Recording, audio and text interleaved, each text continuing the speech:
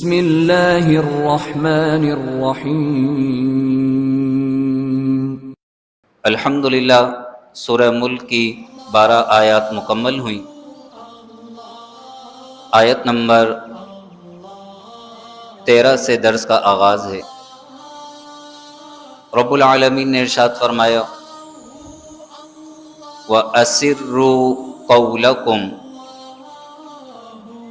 اور تم اپنی بات چھپا کر کہو، اَوِجْهَرُوا بِهِ، یا اسے ظاہر کرو،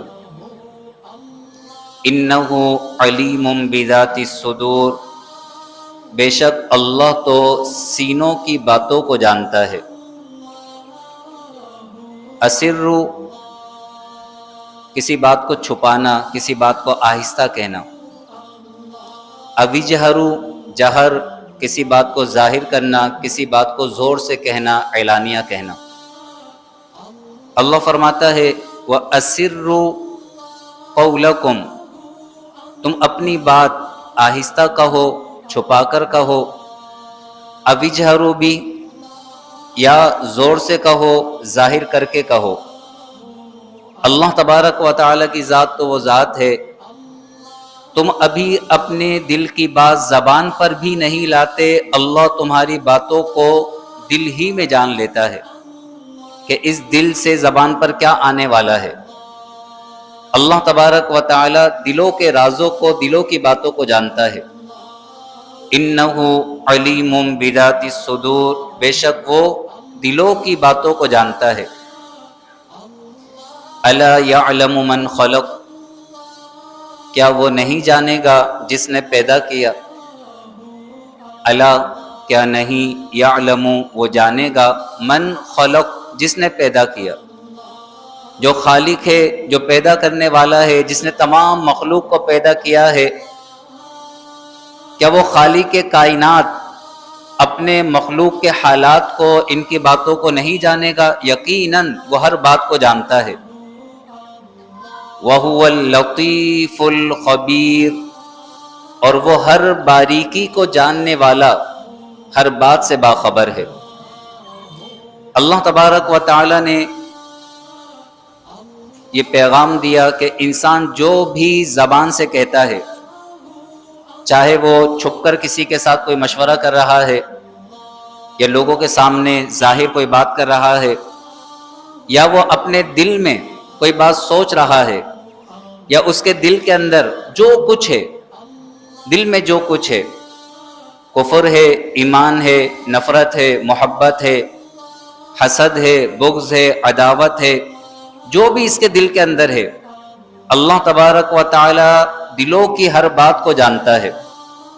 اس لیے انسان کو چاہیے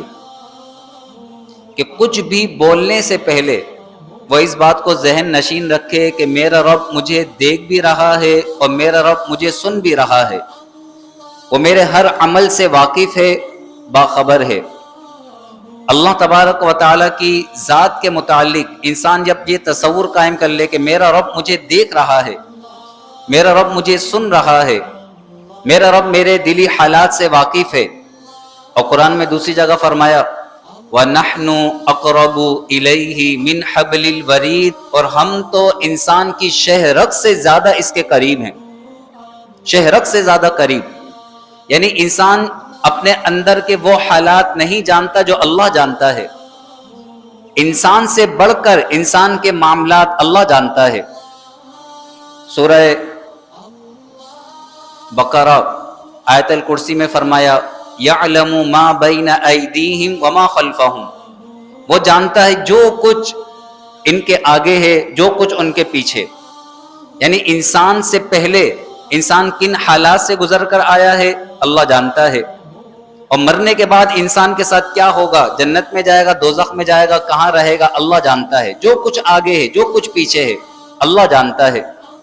تو جب اللہ تبارک و تعالی ہمارے ہر حال سے واقف ہے، وہ ہمیں دیکھ رہا ہے، وہ ہمیں سن رہا ہے، تو پھر انسان کو ہمیشہ اپنے ذہن میں یہ تصور رکھتے ہوئے ہر برائی سے کنارہ کشی اختیار کرنی چاہیے۔ گناہ کرنے سے پہلے اگر انسان یہ سوچ لے کہ میں جو یہ برا کام کر رہا ہوں میرا رب دیکھ رہا ہے، میرا رب دیکھ رہا ہے، میرا رب سن رہا ہے، تو پھر انسان ہر گناہ سے دور ہو جائے گا، اللہ تبارک و تعالیٰ کا قرب نصیب ہو جائے گا۔ اللہ تبارک و تعالیٰ نے غافلوں کی یہ صفت بیان فرمائی ہے، غافل لوگوں کی۔ غافلوں کے بارے میں یہ فرمایا ہے یستخفون من الناس ولا یستخفون من اللہ وہو معہم، لوگوں سے تو چھپتے ہیں، اللہ سے نہیں چھپتے، یعنی لوگوں سے تو شرماتے ہیں، لوگوں کے سامنے کوئی بری بات، لوگوں کے سامنے کوئی گناہ کا کام نہیں کرتے، لوگوں سے تو شرماتے ہیں، ولا یستخفون من اللہ، اللہ سے نہیں شرماتے، وہو معہم، حالانکہ اللہ ان کے ساتھ ہے، اللہ ان کے ساتھ ہے، اللہ بندے کے ساتھ ہے، اللہ دیکھ رہا ہے کہ بندہ کیا کر رہا ہے۔ ارشاد فرمایا وَأَسِرُّوا قَوْلَكُمْ أَوِ اجْهَرُوا بِهِ، اور تم اپنی بات چھپا کر کہو، آہستہ کہو، أَوِ اجْهَرُوا بِهِ، یا اعلانیہ کہو یا ظاہر کر کے کہو، إِنَّهُ عَلِيمٌ بِذَاتِ الصُّدُورِ، بے شک وہ تو دلوں کی باتوں کو جانتا ہے۔ الا یعلم من خلق، کیا وہ نہیں جانے گا جس نے پیدا کیا، وہو اللطیف، وہ ہر باریکی کو جاننے والا ہے، الخبیر، ہر بات سے باخبر ہے۔ اللہ تبارک و تعالی ہمیں اپنا قرب خاص نصیب فرمائے۔ انسان اس بات کا یقین کامل رکھے، اور ہر مسلمان یہ یقین رکھتا ہی ہے کہ اللہ تبارک و تعالی مجھے دیکھ رہا ہے، مجھے سن رہا ہے، میری ہر بات سے وہ واقف ہے۔ قرآن میں ایک جگہ فرمایا وَإِذَا سَأَلَكَ عِبَادِي عَنِّي فَإِنِّي قَرِيب، اور جب آپ سے میرے بندے میرے بارے میں سوال کریں تو آپ فرما دیجئے بے شک میں تو قریب ہوں، قریب، میں تو قریب ہوں، اجیب دعوت الداعی اذا دعان، دعا کرنے والے کی دعا کو سنتا ہوں جب وہ مجھے پکارتا ہے، مجھ سے دعا کرتا ہے۔ تو انسان کبھی تنہائی میں بیٹھ جائے، تنہائی میں، جیسے ہم اپنی پریشانی، اپنی مشکلات لوگوں سے بیان کرتے ہیں تاکہ دل کا بوجھ ہلکا ہو جائے، غم ہلکا ہو جائے، تو کبھی آپ یہ آزما کر دیکھیں، آپ کبھی رات کی تنہائی میں اٹھ جائیں، تہجد کے وقت میں اٹھ جائیں، کل کی رات تو ویسی بڑی عظیم رات ہے، ہو سکے تو آج شب جمعہ ہی آپ رات کی تنہائی میں اٹھیں، کہ جو شخص رات کی تنہائی میں اٹھتا ہے جبکہ لوگ سو رہے ہوتے ہیں، وضو کرتا ہے اور اللہ کے دربار میں کھڑا ہو جاتا ہے، تو اللہ تبارک و تعالی اس میں نظر رحمت بھی فرماتا ہے اور اس کے اس عمل سے بڑا خوش ہوتا ہے۔ 2 رکعت نفل ادا کریں اور پھر اللہ تبارک و تعالی سے مناجات کریں،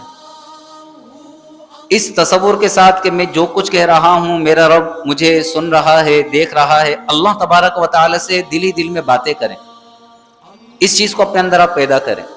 رات کی تنہائی میں اٹھ کر بس اپنی توجہ اللہ کی طرف کریں اور پھر اللہ تبارک و تعالی سے اپنے معاملات بیان کریں، یا اللہ یہ مسئلہ ہے، یا اللہ یہ پریشانی ہے، یا اللہ میری یہ خواہش ہے، تو قادر مطلق ہے، تو میری اس پریشانی کو دور فرما دے، تو میری اس حاجت کو پورا فرما دے، یا رب یا رب یا رب۔ اللہ تبارک و تعالی سے جب انسان مناجات کرتا ہے، اللہ تبارک و تعالی سے بات کرتا ہے، تو پھر اللہ تبارک و تعالی اس کی دعاؤں کو سنتا بھی ہے۔ انہ علیم بذات الصدور، انسان دل ہی دل میں بات کر رہا ہوتا ہے، اللہ تبارک و تعالی اس کی دلوں کی باتوں کو بھی جانتا ہے۔ اللہ رب العالمین ہمیں اپنا قرب خاص نصیب فرمائے، آمین۔ وآخر دعوانا ان الحمد للہ رب العالمین۔